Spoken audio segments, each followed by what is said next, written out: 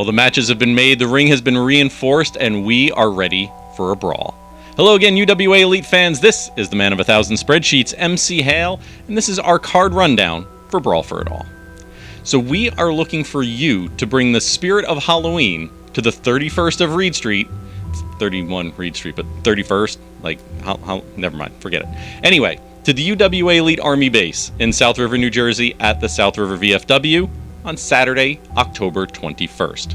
Doors open at 6 p.m., bell time is at 6:30. Costumes of all fandoms are very much encouraged. So if you want to show your UWA Elite fandom in full force, then go to uwaelite.com now to get your tickets, and then get that Joey Adams eye black ready, put on your Jay Evans mesh half shirt, and maybe even throw on a coat with your past victims' names on it. So coming off of the most interactive event on the UWA Elite calendar, iWrestle, which by the way is available right now for free on both YouTube and Facebook, it would be easy to dismiss Brawl for It All as having fewer surprises on the card. And while it may look that way on the surface, we do know all of the matchups and all of the stipulations for those matches. Every match other than the Brawl itself is a championship affair. And as for the Brawl itself, well, 30 athletes will all be doing battle in an order that is mostly unknown, more about that in a little bit, and the winner will get a shot at the title. Now, with so much on the line in every match on this card, let's take a closer look at what we can expect on October 21st. So let's start by turning back the clock to May 20th of this year, Gold Rush. I-Champion Joey Adams is defeated by #1 contender Flash Carter, giving Flash his first taste of gold in the UWA Elite ring. Now, it's customary for a former champion to be given a rematch, a chance to earn back what was lost. But for various reasons, Chris Powers being primary among them, that rematch just never happened. But we saw backstage after iWrestle, Carter and Adams discussing their respective disappointments at their results that night, with Flash Carter losing his UWA Elite Championship challenge against BT Bull, and the anti-hero falling to some special effects shenanigans, courtesy of the Hollywood stuntman. Adams pointed out that there are only 2 events left in the 2023 season, Brawl for It All in October, and then Last Breath in November, so this would be a really good time for that rematch to finally happen. Well, Flash agreed, and after a bit of an uncharacteristic stare down from Flash as Joey left the locker room, the match has been made official. And so, at Brawl for It All, the anti-hero Joey Adams tries to take back the title from the UWA Elite I-Champion, Flash Carter.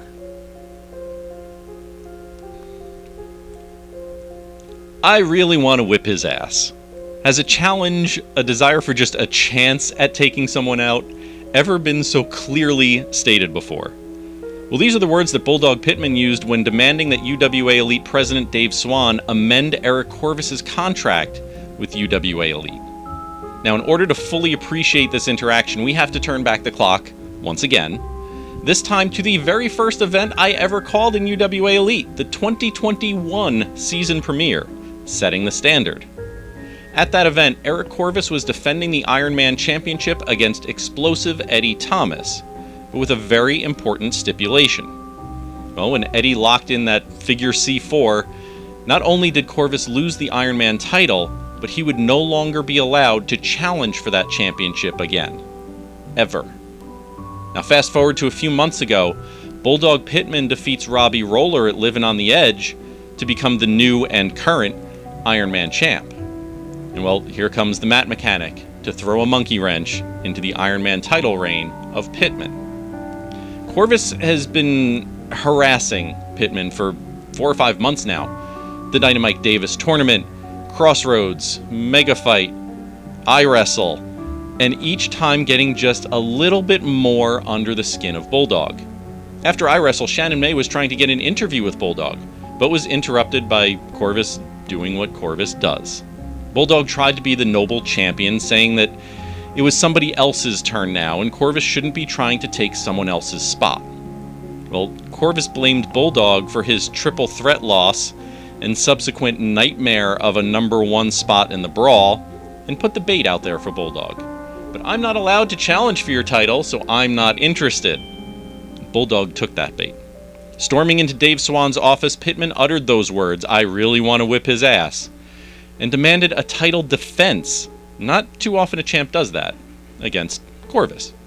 Swan grudgingly agreed, and the match was made.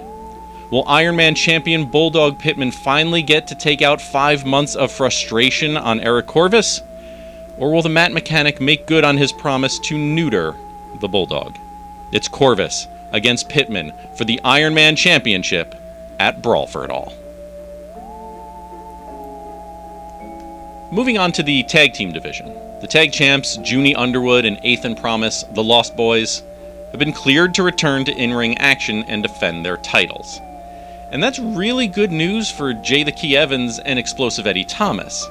You see, their team of Pretty Ugly was facing off against the Just Us League for the #1 contendership a few weeks ago at iWrestle. And with the champs on the shelf following a brutal attack by the Just Us League at Mega Fight 2, there was seemingly going to be a clear path to determining who would face the Lost Boys at Brawl. Well, that clear path got pretty cluttered, with the addition of a special guest referee, recorder aficionado Dr. Miles Thomas, Eddie's brother, one half of the former Team Thomas.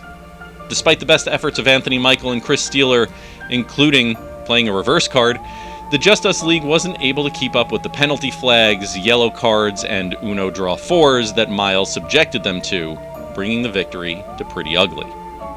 Following their victory, Shannon May caught up with Eddie, who was very excited about his future prospects. Not just for the matchup against the Lost Boys, but also about partying with Jay Evans down at the Jersey Shore. Well, Miles tried to share in that celebration, declaring that he and Eddie were the winners of that match, which, if you've seen the match, which is now available along with the rest of iWrestle on YouTube and Facebook right now for free, then you'd see that Miles isn't exactly wrong. However, as the official in the match, it's maybe not the way it's supposed to go. So Eddie declared, once and for all, Team Thomas is dead, leaving a stunned Miles Thomas in his wake. But now, with all of the celebrations aside, Pretty Ugly has a rather difficult task ahead of them in the form of the Backbreak Kid and your friendly neighborhood Firestarter. Can Thomas and Evans take advantage of a still recovering Underwood and Promise? Or will the champs prove that their opponents' celebrations were just a little bit premature? Saturday, October 21st, Brawl for It All. It will be Jay Evans and Eddie Thomas, Pretty Ugly, challenging Junie Underwood and Ethan Promise, the Lost Boys, for the Tag Team Championships. And now for the portion of the video where I am forced to talk about Nicholas K. Associates, UWA Elite Champion BT Bull, Golden Ticket holder Ty Thomas, and the mastermind behind NKA, Nick K. himself. However, this month I'm actually kind of excited to talk about them, and let me tell you why. First of all, because I will unfortunately not be in attendance, I don't have to tolerate them at our commentary table again. But even more than that, the challenges set before Bull, Ty, and by extension Nick K. are particularly significant at Brawl for It All. First, the Golden Ticket Triple Threat match. Yes, the match that was ordered 3 months ago is finally happening. If you recall, back at Living on the Edge, Corey Dillinger and Matt Vertigo emerged victorious in a tag team match against BT Bull and Ty Thomas. But bragging rights were not the only thing on the line in that match. The future of the Golden Ticket was as well. Had NKA won that match, Ty would no longer have to defend it at every event. But because Dillinger and Vertigo came out with that W, they both get a crack at the briefcase in a triple threat match with Ty.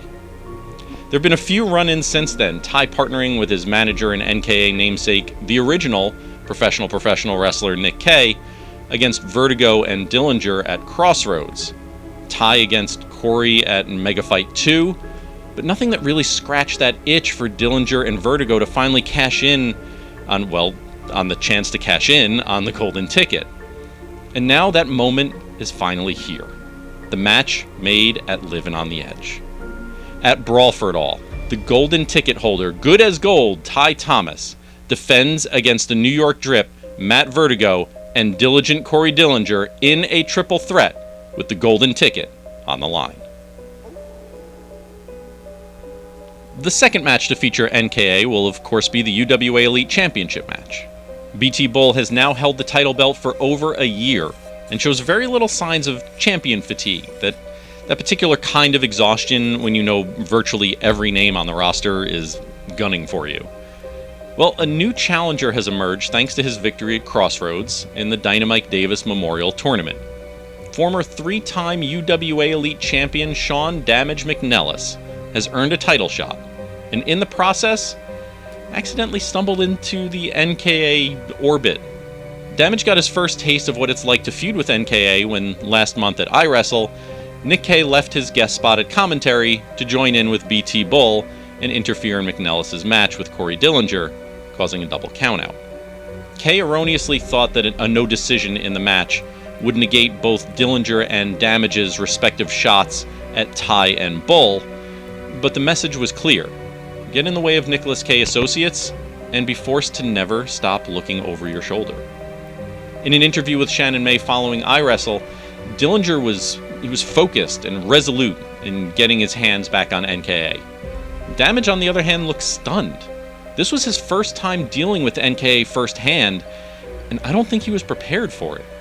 He basically said, if this is what they're all about, then I'm coming into Brawl ready to deal with whatever Bull and Nick Kay have to bring. Now the question, is he right? Will McNellis be able to become UWA Elite's very first ever 4-time champion, overcoming not just BT Bull, but also, as I'm sure is a safe bet, Nick Kay at ringside? And that's the final twist in this story, the final piece of this puzzle. You see, other than the UWA Elite Champion, every wrestler on the card will also be in the main event Brawl for It All. So you would normally have Ty Thomas out at ringside as well for a BT Bull match. But how will this triple threat match go? Will he be in any condition to be at ringside? Will he need that recovery time before his spot, whatever it might be, in the Brawl? And there's that X factor again. Will McNellis be able to actually focus on his opponent? There's a lot of moving parts in this match, a lot of unknowns. And personally, I can't wait to see it. UWA Elite Champion BT Bull, accompanied by Nick Kay, defends his title against Dynamite Davis tournament winner Sean "Damage" McNellis, Saturday, October 21st, at Brawl for It All. And last, but most definitely not least, the main event, the eponymous Brawl for It All. Although most of you are familiar with the rules of a Battle Royal style match, here's what you can expect to see in the UWA Elite ring. This is a 30-man brawl. With 3 significant exceptions, each wrestler will draw a random number from 2 to 29. I'll explain that in a second. Wrestler number 1 and number 2 start in the ring. Every 90 seconds, the next competitor enters the match until all 30 wrestlers have entered. At any time, a competitor may be eliminated by being thrown over the top rope and both feet hitting the floor. Last man standing will be declared the 2023 Brawl for It All winner and receive a title shot at last breath. Now, why are the draws only from number 2 to number 29? Well, that is because at iWrestle, a triple threat elimination match was held to determine the placement of 3 spots. The first man eliminated will have the biggest mountain to climb, as they will start the brawl in the ring, number 1. The second will start right in the middle at number 15, and the winner of that triple threat gets the best pick of the lot, the final entrant, number 30. And as you saw at iWrestle, entering the brawl at number 1 will be the Mat Mechanic Eric Corvus, number 15, the Hunter Robbie Roller, and the number 30, the coveted spot, the man who won that triple threat, the Fighting King, King Tech. Now, if you're on UWA Elite social media, you saw the roster, the field of competitors for the brawl, but there are only 22 people in that graphic. We need 8 more. Well, 4 of them are standouts from Crossroads Week, our time at the Middlesex County Fair. One man I am very familiar with, the godfather of the chokeslam, the tracksuit brute, Chris Benet. His brawling style matches perfectly with his love of the hardcore punk music scene, and that's something that could serve him pretty well in the brawl. The cleanest player in the game, Joe Clean, swept up some new fans at the fair as well. His gifts of mops and brooms to some of our fans at ringside probably helped that, but it's his in-ring work, the spotless side slam, the shine cushion, that bring together his impeccable moveset with his equally impeccable hygiene. We have the well-educated degenerate Ryan Rise, who'll be bringing his Ivy League education into the brawl, looking to maybe play some mind games with the other competitors to get a leg up improve his chances of victory. Trained by Sonny Defarge, you know that Rise has been well taught on misdirection. Maybe finding an opening for some of his lucha-inspired and high-flying maneuvers as well. In keeping with that cerebral theme, Temple University's Miles Penn, impeccable Miles Penn, has trained in the United States as well as in Japan, learning from Cheeseburger, from Speedball Mike Bailey, and others as well. Penn is an all-around athlete with an amateur wrestling background, as well as a good dose of striking training. With a very long match for the Brawl winner, we'll see if Miles Penn might just have enough in the tank to carry him all the way through. And so that brings us up to 26 entrants out of 30. Who will the other 4 be? We've seen camera crew before in the Brawl. We've seen commentators enter and exit just as quickly. We've even seen a chainsaw-wielding maniac. So who knows what's in store as far as participants go. And not just participants, but the combinations of participants as well. As I said earlier, every wrestler on the card, with the exception of the UWA Elite Champion, is in the Brawl. So Vertigo, Dillinger, and Ty Thomas will all enter at some point. Which members of the Lost Boys and Pretty Ugly will be in the ring at the same time? Bulldog, Corvus, Adams, Carter. While they don't have matches that night, Chris Powers and TJ Blade will both be in the Brawl. After iWrestle, we saw Powers telling Blade that he has a solution for Blade's problem of living in the shadow of a partner who doesn't appreciate you. And by the way, Mike Seaway is in the Brawl also. What about KTB? We know that Robbie Roller will be in the Brawl at number 15, and statistically that gives him the best chance of being in the ring at the same time as KTB. After iWrestle, it took half the locker room to pull the King of the Barons away from the Hunter, with Roller claiming that KTB was afraid of him. It's rare that one match has so many different story threads, conflicts, rivalries, bad blood running through it. But then again, there's no match quite like the Brawl for It All. So, is your brain itchy yet from all of the different pieces that are coming together for basically every member of the roster at Brawl for It All? Well, you've got a little bit of time to wrap your head around it. Somewhat less if you're watching this live from ringside, waiting for the event to begin. Hi! So get your tickets now and be one of those lucky people at ringside to witness it all in person. Saturday, October 21st is the date. The time is 6 p.m. for doors, 6:30 for bell. The place is the UWA Elite Army Base in South River, New Jersey at the South River VFW at 31 Reed Street. Follow us on all the socials at UWA Elite, and check out UWAElite.com for updates, ticket packages, and more as we make our way into Brawl for It All and then to our season finale, Last Breath.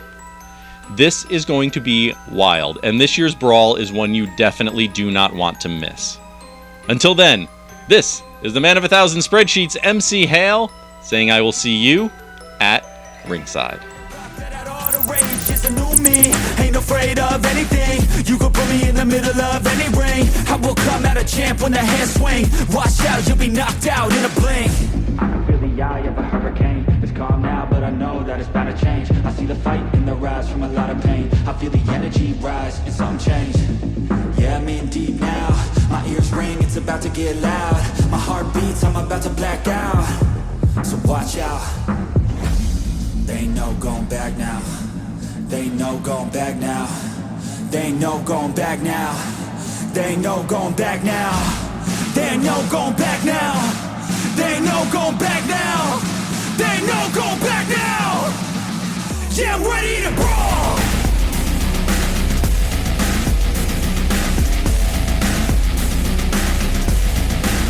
Yeah, I'm ready to brawl.